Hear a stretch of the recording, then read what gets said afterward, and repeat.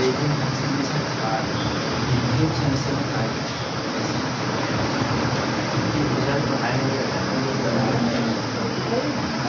अगर उसने मुझे पढ़ाए होते आप तो यहाँ पर पढ़ना ही नहीं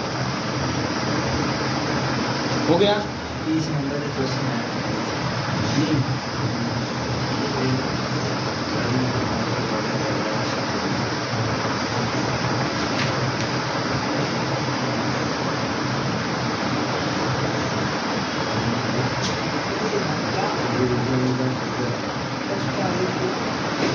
ठीक है, मिटा दें इसको। तो ये एक पहला तरीका है ना, ट्रायल सोल्यूशन मान के पर्टिकुलर इंटीग्रल निकालना। मैं बताऊंगा क्वेश्चन पे, मिटाऊँ उसको पहले। अब दूसरा तरीका, सेकंड नंबर लिखिएगा। दूसरा तरीका जो एकदम पूरा का पूरा आपको डिफरेंशियल इक्वेशन की तरह दिखाई देगा। सेकंड नंबर लिखिएगा। देखिए सेकंड नंबर डाल के उसमें पहला नंबर, सेकंड नंबर डाल के उसमें पहला नंबर।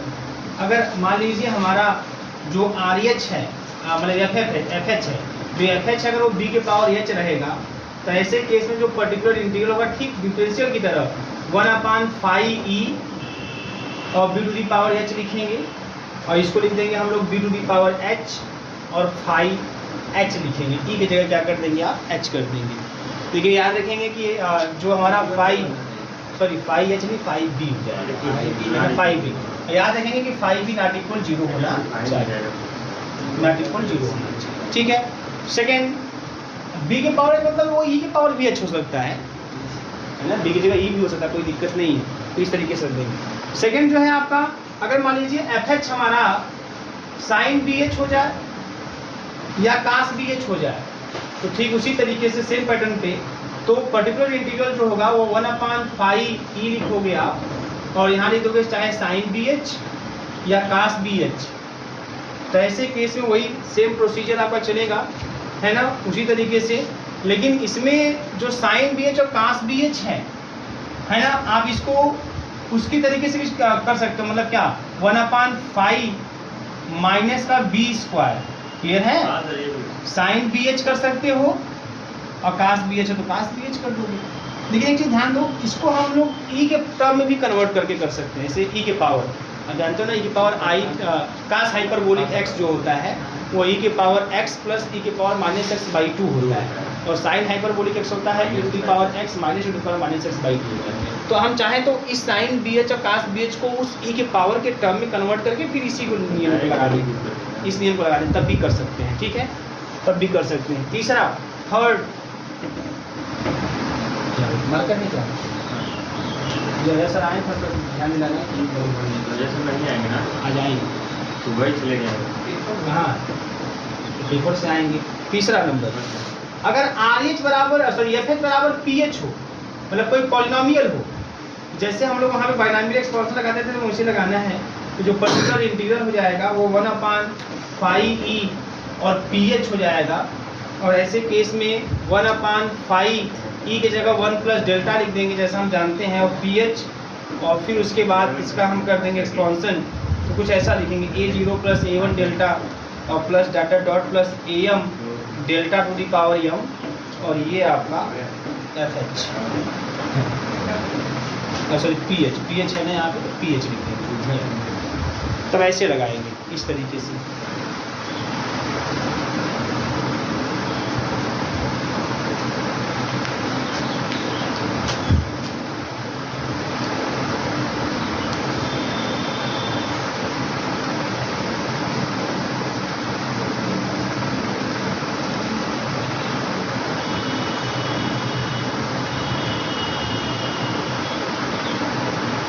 हो गया।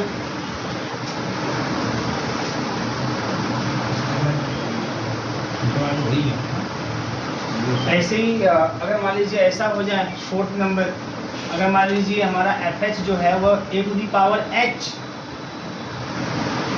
और पी एच हो जाए, तब ऐसे केस में जो पर्टिकुलर इंटीग्रल निकालेंगे 1/5e और ए टू दी पावर एच और पी एच। तो जो ए टू दी पावर एच इसको आगे कर लेंगे, जैसे इसको आगे करेंगे तो जो फाई है और उसमें ई के स्थान पे ए ई कर देंगे, मतलब रिप्लेस कर देंगे, ई को ए ई से रिप्लेस कर देंगे, और पी एच। और इसमें फिर आप फिर पुराना वाला प्रोसेस लगा देंगे, है ना, मतलब तीसरा वाला नियम लगा देंगे। फिर अगर एफ एच हमारा कांस्टेंट हो, एफ एच हमारा कांस्टेंट हो, टी मान लीजिए टी है कांस्टेंट हो, तब ऐसे केस में 1/5e और पर्टिकुलर इंटीग्रल जो होगा और इंटू टी, टी कांस्टेंट था मतलब टी बराबर 2, 3, 4 ऐसा कुछ हो अगर, तो यहाँ पे आप 1/e की जगह 1 कर देंगे और टी का टी जगह क्यों रहेगा, ठीक है। यही सब यूज करेंगे, इसी पे क्वेश्चन लगाएंगे और ज़्यादा कुछ नाटक करने की कोई ज़रूरत नहीं है।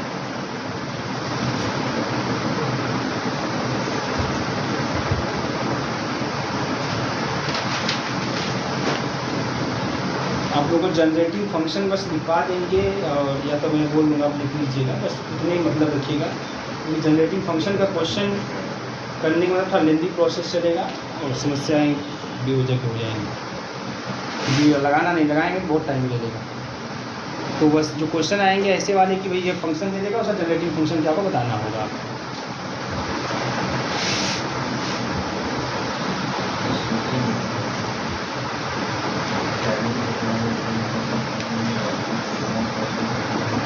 बोर्ड में सर यही है बस, बोर्ड में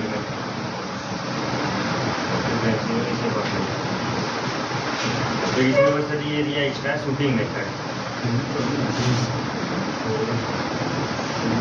और तो दो ही बाउंड्री कंडीशन से पड़ रहा है।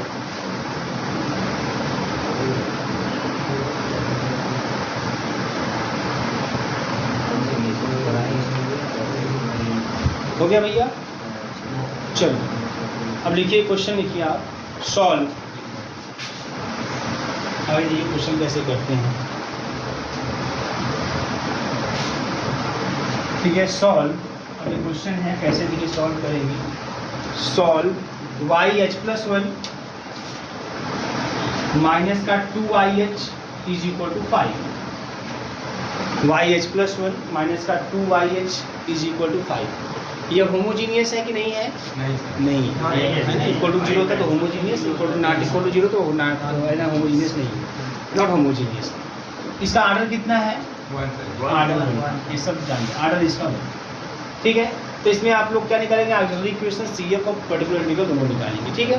तो चलिए ऑक्सिलरी इक्वेशन क्या होगा, ऑक्सिलरी इक्वेशन, तो ऑक्सिलरी इक्वेशन लिखेंगे तो क्या जाएगा, है ना, m-2 इज इक्वल टू 0, तो m इज इक्वल टू क्या हो जाएगा 2, m इक्वल टू 2 हो जाएगा, है ना, m इक्वल टू 2 हो गया।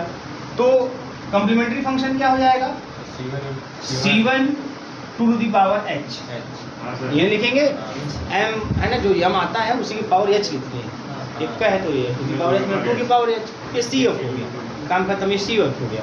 पर्टिकुलर इंटीग्रल की बात करते हैं तो वो दो तरीका है, पर्टिकुलर इंटीग्रल निकालना है तो आपके पास दो तरीका है कि 1/, है ना, 1/5e लिख दें, 5 मतलब समझते हैं ना, है ना, m-2 ये ना, m-2 मतलब यही जो आपका इक्वेशन है, ठीक है ना, यही तो 5e है, 5m या 5m भी कर सकते हैं, 5e कर सकते हैं, ऑक्सिलरी इक्वेशन थी। और उसके बाद 5 कांस्टेंट, वही मैंने क्या बोला कांस्टेंट के लिए, कांस्टेंट के लिए क्या बोला कि आप खाली m के स्थान पे 1 रख देंगे, है ना, तो आप लिख देंगे यहाँ पे 1/1 माइनस का 2 और 5, फिर माइनस का 5, ये पर्टिकुलर इंटीग्रल आ गया। पर्टिकुलर इंटीग्रल निकालने का एक तरीका और हो जा सकता है, एक तो मान लीजिए मैंने ऐसे निकाल दिया, अगर मान लीजिए आपको ट्रायल सोल्यूशन मानना होगा, ट्रायल सोल्यूशन, है ना, दो कैसे, तो ट्रायल सोल्यूशन कैसे मानते हैं, दूसरा पर्टिकुलर इंटीग्रल निकालने का तरीका, दूसरा मेथड ये भी जान लीजिए, ट्रायल सोल्यूशन। तो इसमें ट्रायल सोल्यूशन लेट करते हैं आप, let trial solution, trial solution आप मानते YH is equal to A, मैंने बोला था कि अगर मान लीजिए ये 5 है तो इसको आप 1 इंटू टू द पावर 0 भी कर सकते हैं ऐसे करके, है ना। तो यहाँ पर अब बताया जब b to the power h रहेगा, FH इक्वल टू में लिखा है कि अगर FH equal to b to the power h रहेगा, तब ऐसे केस में जो ट्रायल सोल्यूशन मानते हैं YH इक्वल टू क्या मानते हैं, a into b to the power h, ये मानते हैं, है ना। तो यहाँ चूंकि हमारा जो b to the power h है तो 1 है, वो तो 1 है, तो ट्रायल सोल्यूशन खाली a मानेंगे, ये हमारे लिए आ रही है। जब कांस्टेंट टर्म रहेगा तो ट्रायल सोल्यूशन खाली a मानेंगे आप, समझ आ रही है बात सबको, आपको खाली a मानेंगे आप, या a मान लिया, अब हमारे पास इक्वेशन क्या है? इक्वेशन जो है आपको ये दिया हुआ है ना? तो फ्रॉम इक्वेशन फर्स्ट तो कैसे ट्रायल सोल्यूशन वाला कैसे अप्लाई करते हैं, ये बात समझ आ रही नहीं आपको? आ रही हाँ है? सर। कांस्टेंट टर्म है हाँ सर। तो खाली ये, ठीक है ना? और अगर कुछ रहता है तो फिर उसमें पावर करके लिखते। तो फ्रॉम इक्वेशन फर्स्ट अब रख दो यहीं पे। ये देखो YH+1 है, तो YH+1 का मतलब यह है कि आपके पास भाई YH+1 का मतलब आप लिख सकते हैं इसको EYH है ना? ऐसे तो बोल सकते हैं ना, EYH और माइनस का 2YH और E=5 इसको लिख सकते हैं। बोलो कन्फर्म बात समझ आ रही है ना? यहाँ से जाएगा E माइनस का 2 YH =5 है ना?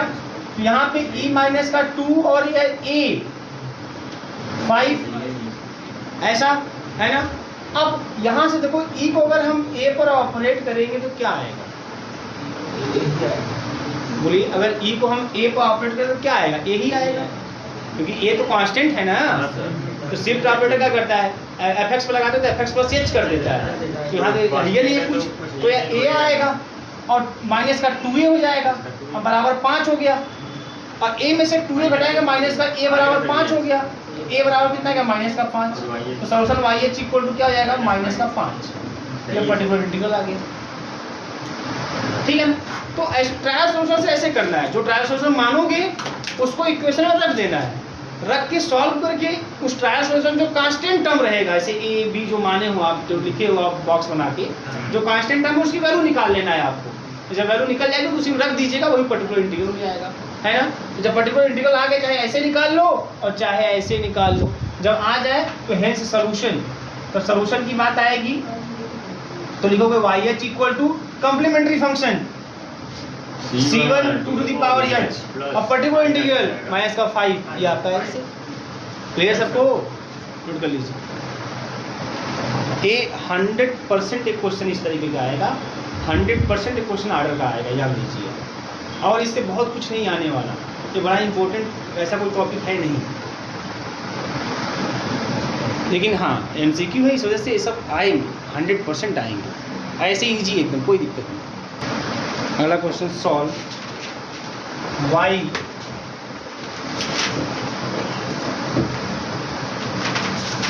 सॉल्व y H+1 माइनस का 2YH H+1, इसको सॉल्व करना है। सॉल्व y H+1 माइनस का 2YH और H+1, ठीक है? निकालिए कॉम्प्लीमेंट्री फंक्शन, ठीक है? अब जो एक क्या है ना, कॉम्प्लीमेंट्री फंक्शन निकालेंगे। तो ऑक्सिलरी इक्वेशन लिखेंगे आप, m माइनस का 2 = 0, अगेन यू गेट m = 2, तो जो आपको CF मिल जाएगा तो मिल जाएगा C1 to the power h। ये काम खत्म हुआ। अब पर्टिकुलर इंटीग्रल की बात आती है, तो पर्टिकुलर इंटीग्रल की बात चलेंगे। चलो पहले हम जो तरीका 1/, है ना, फाई E है ना, फाई E, तो फाई E चाहे फाई M कुछ भी सकते हो, H+1 पॉलिनोमियल है, 1 डिग्री का पॉलिनोमियल है, ये 1 डिग्री का पॉलिनोमियल है, ठीक है? तो ऐसे केस में आपको लिखाया क्या गया था कि अगर ऐसा है तो इसको लिखते हैं हम लोग, क्या लिखते हैं? A0 प्लस A1H ऐसे करके लिखते हैं ना, और प्लस ऐसा कंटिन्यू करेंगे। तो वहाँ पे AM तक लिखवाया गया था, लेकिन वहाँ पे PH जो था वो m डिग्री का पॉलिनोमियल, जितने डिग्री का पॉलिनोमियल है उतने तक जाएंगे। तो कितने डिग्री पॉलिनोमियल है आपका? 1 डिग्री का पॉलिनोमियल है, यहीं तक जाएंगे, है ना?